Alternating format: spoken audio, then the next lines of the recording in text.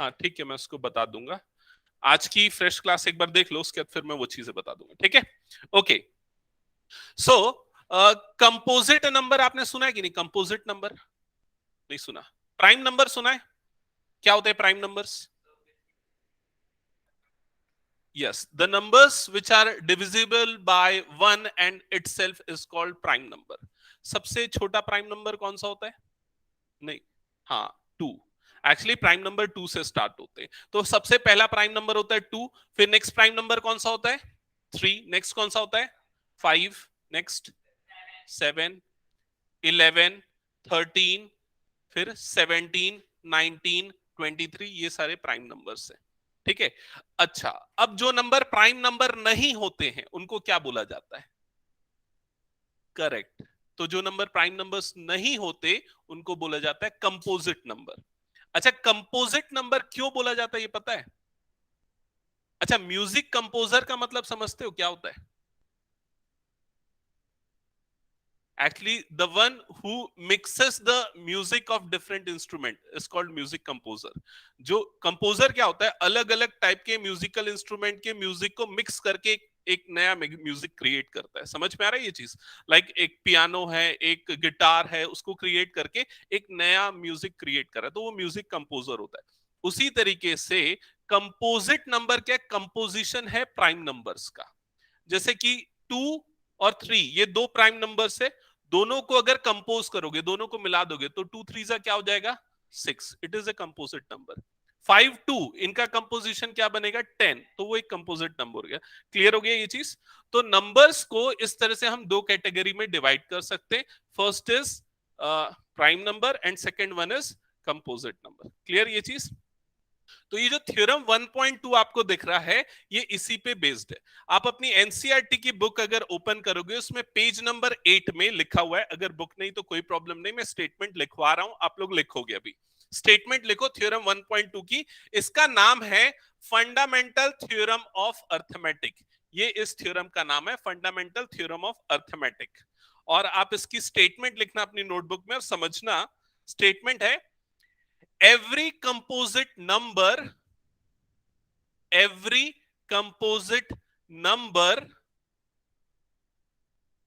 can be expressed can be expressed और bracket में लिखना factorised bracket close, as a product of primes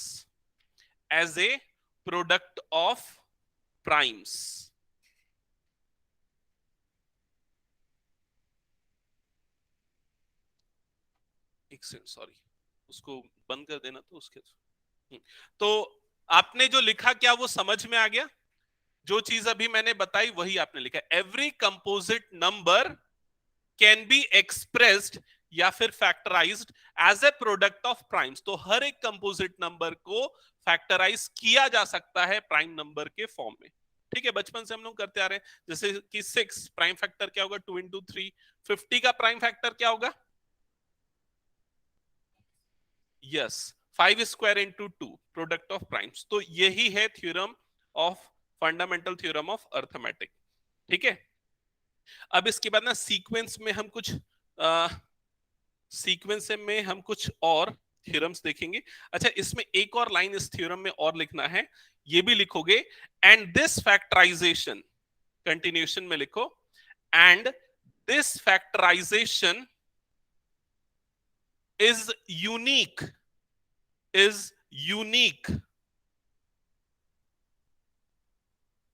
unique comma apart from the order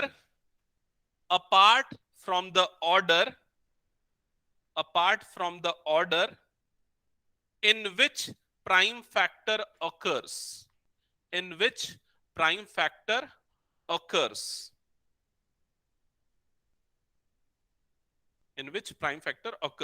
तो पहली line तो आपको समझ में आ गई थी। दूसरी लाइन क्या बोल रहा है? दिस फैक्टराइजेशन इज यूनिक, मतलब ये यूनिक है। जैसे कि 6 का प्राइम फैक्टराइजेशन 2 इंटू 3 होता है, तो सिर्फ 2 इंटू 3 किसी और नंबर का प्राइम फैक्टराइजेशन नहीं हो सकता। समझ में आ रहा है? Apart from the order, order भले कुछ भी हो, 2 into 3 या 3 into 2, but the uniqueness is in terms of factors. Clear हो गया ये चीज? तो ये कंप्लीट स्टेटमेंट है फंडामेंटल थ्योरम ऑफ अर्थमेटिक की। अब इसके बाद नेक्स्ट हम देखते हैं एक्सरसाइज 1.2 के कुछ क्वेश्चंस। तो एक्सरसाइज 1.2 में क्वेश्चन नंबर 1 देखो क्या लिखा हुआ है। एक्सरसाइज 1.2, इसमें क्वेश्चन नंबर 1 है, स्टेटमेंट है क्वेश्चन नंबर 1 की, express each number as is its prime factor. Express express each number as a product of as a product of its prime factors, its prime factors। ठीक है, और numbers आपको given है, first जो number है वो है 140। तो 140 को as a product of prime factors लिखना है। बचपन से करते हुए आ रहे हो, कैसे करते हो एक बार जल्दी से बता दो मुझे। ये 140 डिवाइड करते जाते हैं, सबसे पहले किससे डिवाइड होगा? 2 से, तो 2 7 सा 14, फिर 2 से डिवाइड होगा, 2 3 जा 6, 2 5 जा 10, फिर 2 से नहीं होगा, 3 से नहीं होगा, किससे होगा? 5 से, 5 7 जा 35, फिर 7 1 जा 7। तो 140 के प्राइम फैक्टर्स क्या होंगे? 2 square into 5 into 7, that's it. यही करना है, प्राइम फैक्टराइजेशन। क्लियर हो गया ये चीज? इसके बाद सेकेंड जो नंबर है वो कौन सा है? 156। चलो जल्दी से सभी बच्चे अपना अपना आंसर बताओ, 156 के प्राइम फैक्टर्स। 156 का प्राइम फैक्टर।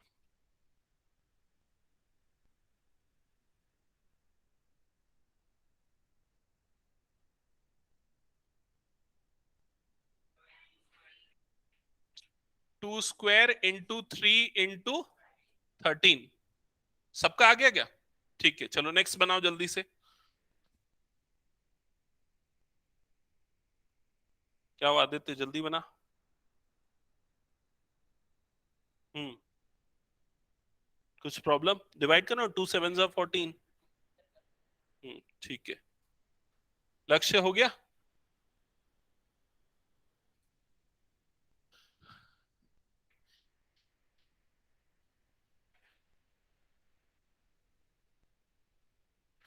थर्ड वाला कौन सा है? थर्ड है 3825। 3825।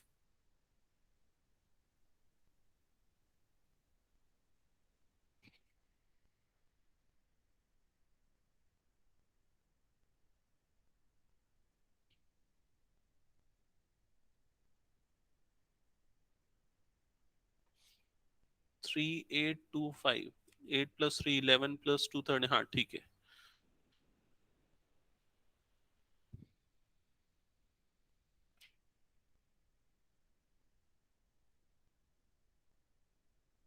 153 3 से डिविजिबल है ना?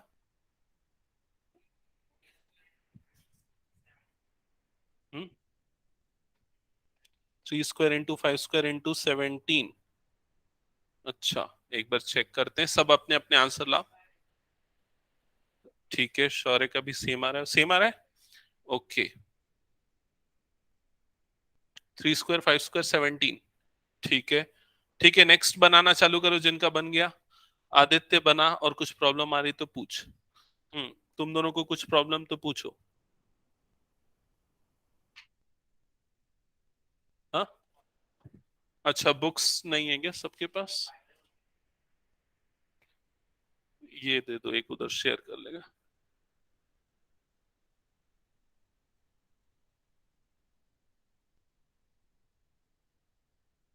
5005।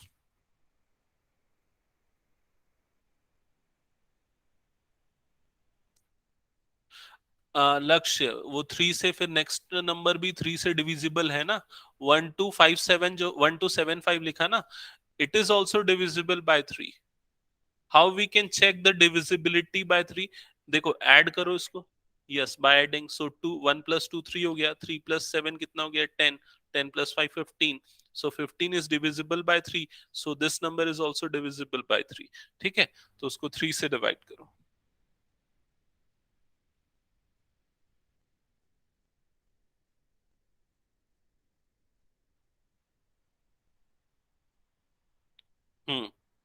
सोचो किससे जाएगा।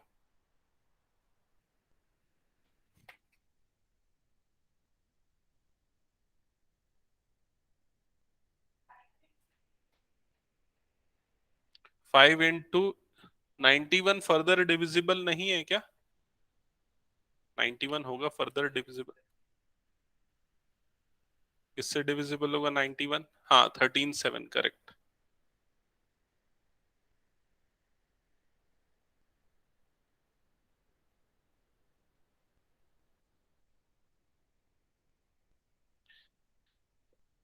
हम्म। सो फोर्थ पार्ट आप लोग बना रहे होगे शायद, सबका थर्ड हो गया होगा। 5005। सो इनिशियली आपने किससे डिवाइड किया उसको? 5 से डिवाइड किया। 5 1 5, 0 0 5 1 5। 11 से डिवाइड हो जाएगा। 11 9 99। ठीक है, फिर 11 1 11, 91 आ गया। फिर किससे डिवाइड होगा? 7 से भी डिवाइडेड डिविजिबल है ना, हाँ। 7 13 सा, फिर 13 1 सा, तो ये आ जाएगा इसका प्राइम फैक्टर। 7 11, 5 7 11 एंड 13। ठीक है, ओके। किसी को डाउट तो पूछ लो। नेक्स्ट क्वेश्चन पे जाओ। नेक्स्ट क्वेश्चन कौन सा है?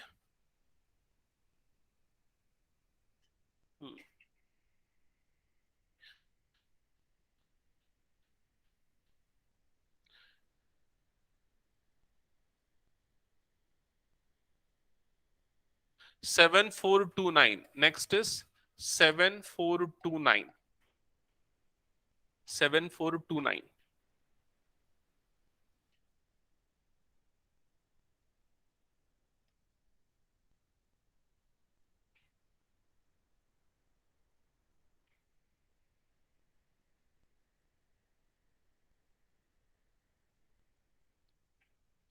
प्राइम फैक्टर से डिविजिबिलिटी चेक करते चलना। सबसे पहले किससे चेक करोगे? 2 3 5, इस तरह से।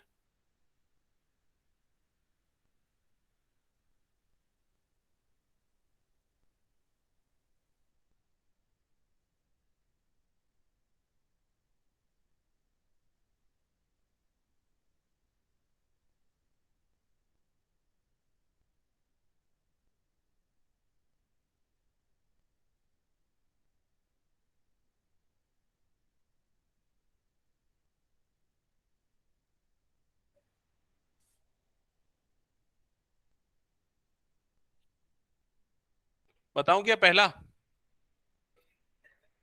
17 से होगा पहला नंबर। 17 से करके देखो डिविजिबल है कि नहीं। 7, नो, नॉट डिविजिबल बाय 7। ये जो क्वेश्चन दिया है, सबसे फर्स्ट प्राइम फैक्टर होगा इसका 17। डिवाइड करके देखो। 17 की टेबल याद है ना? देखो टेबल पूरी याद रहनी चाहिए 20 तक एटलीस्ट।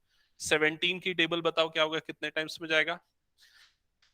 17 1 जा 17, 17 2 जा 34, 17 3 जा 51, 17 4 जा 68। तो 4 टाइम्स में जाएगा। 17 4 जा 68। ठीक है, 17 4 जा 68। फिर उसके बाद 74 माइनस 68। 74 माइनस 68 कितना हो जाएगा? ये डिफरेंस 62 हो जाएगा। फिर 17 से कितने टाइम्स में जाएगा? 17 3 कितना हो जाएगा ये? 51। और अब डिफरेंस कितना आ जाएगा? 11। और लास्ट में क्या आ जाएगा? 9। 119। 119 17 की टेबल में कितने टाइम्स में आता है? 17 7 17 7 119।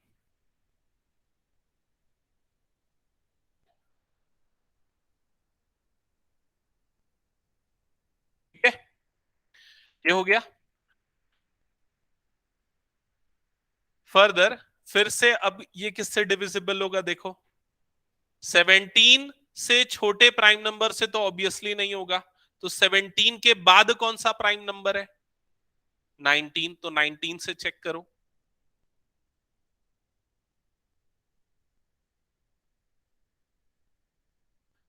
19, हाँ, और 19 से हो रहा है। 19 टू जा कितना होता है? 38। तो 43 माइनस 38 करो, कितना आ रहा है? 5। और ये क्या बच गया? 7। 57। 19 थ्री जा, ठीक है, 23 इज इट सेल्फ है प्राइम नंबर। तो क्या बच गया? लास्ट नंबर क्या हो जाएगा? 23। तो ये 7429, इसका जो प्राइम फैक्टर होगा ये होगा 17, 19 एंड 23। क्लियर ये चीज सबको? ठीक है। ओके, सो फर्स्ट जो क्वेश्चन था इस एक्सरसाइज का, इसमें हमने प्राइम फैक्टर्स निकालना देखा। आप छोटी क्लासेस में भी ये चीजें करते आए हो, फिर से एक रिकैप हो गया और एक प्रैक्टिस हो गई, ठीक है। अब हम आते हैं सेकंड क्वेश्चन में। अपने बुक में देखना क्वेश्चन नंबर 2 में क्या लिखा है। क्वेश्चन नंबर 2 में लिखा है find LCM, find LCM and HCF of the following pairs of integers and verify this relationship। एक रिलेशनशिप वेरीफाई करना है, वो क्या है पहले यहां पर मैं लिख देता हूं और उसके बाद उसको एक्सप्लेन करता हूं, फिर हम इस क्वेश्चन पे आएंगे, ठीक है। रिलेशनशिप ये है, अगर मान लो कोई दो नंबर्स है, पहला नंबर है ए और दूसरा नंबर है बी, तो इन दोनों नंबर्स का प्रोडक्ट इन दोनों के एलसीएम और एचसीएफ के प्रोडक्ट के इक्वल होता है। मतलब A into B is equal to LCM of A B and into HCF of A B. अगर ये समझ में नहीं आया तो एक एग्जांपल से बताता हूं, ठीक है। फॉर एग्जांपल, एक नंबर है 10 और दूसरा नंबर है सपोज क्या ले ले 24 ले लेते हैं। एक नंबर है 10 और दूसरा नंबर है 24। हमको इन दोनों के लिए ये रिलेशनशिप वेरीफाई करना है और एलसीएम एचसीएफ निकालना है। तो सबसे पहले आप कौन से मेथड से करते थे? इस वाले मेथड से करते थे, जिससे भी करते थे। चलो इससे कर लेते हैं। सबसे पहले दोनों का कॉमन फैक्टर कौन सा है बताओ? 2। तो 2 से डिवाइड होगा, 2 5 जा 10 और ये 2 12 जा 12 टाइम्स में जाएगा। और कोई कॉमन फैक्टर बचा क्या? नहीं बचा। तो ये जो कॉमन फैक्टर है, एक ही कॉमन फैक्टर है, तो इन दोनों नंबर्स का एचसीएफ क्या हो गया? 2 हो गया। HCF of 10 24 is equal to 2। क्या ये चीज क्लियर हो गई आप लोगों को? अब अगर एलसीएम निकालना है तो फर्दर डिवाइड करते हैं। तो फर्दर देखो ये किससे डिवाइड होगा? 5 से डिवाइड हो जाएगा। 5 1 जा 5 और यहां पर क्या आ जाएगा? 12। फिर ये फर्दर 12 किससे डिवाइड होगा? 12 से डिवाइड कर देते हैं डायरेक्टली, तो यहां पर क्या आ जाएगा? 1 आ जाएगा ये, ठीक है। 2 इंटू 2 इंटू वो जो भी होगा, 2 इंटू 2 इंटू 3 हम डायरेक्टली 12 से कर देते हैं।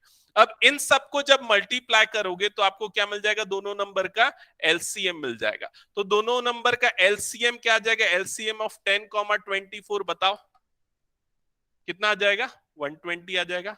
120। क्लियर ये चीज? अब एचसीएफ का मतलब क्या होता है? Highest common factor. ये वो नंबर होता है, ये वो सबसे बड़ा नंबर होता है जो दोनों नंबर को डिवाइड कर सकता है। तो देखो 2, 2 ही वो नंबर है जो इन दोनों को डिवाइड कर सकता है, दोनों का कॉमन फैक्टर। 2 से बड़ा कोई कॉमन फैक्टर नहीं है। और एलसीएम लीस्ट कॉमन मल्टीपल, ये वो नंबर होता है जो दोनों की टेबल में सबसे पहले आता है। तो 120 ऐसा नंबर है जो दोनों की टेबल में सबसे पहले आएगा। क्लियर ये चीज?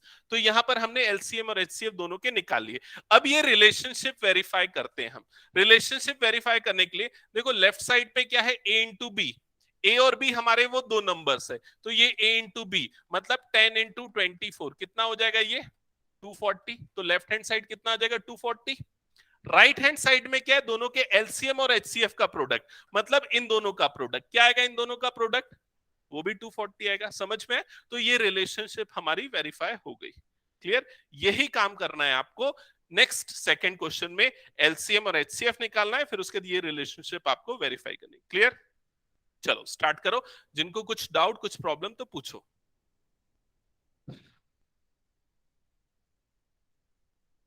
क्वेश्चन 2 का जो फर्स्ट पार्ट है, जो दो नंबर्स है, मैं यहां पर लिख देता हूं वो दो नंबर्स को जिनका एलसीएम एचसीएफ आपको निकालना है। वो दो नंबर्स है 26 एंड 91।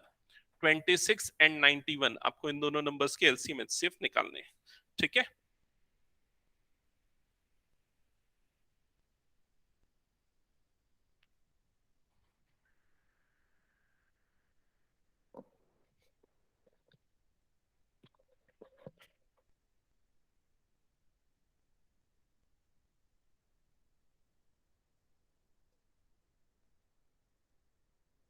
वो चीज लिख लेना ना जो मैंने उत्तर लिखा है, दूसरी बात।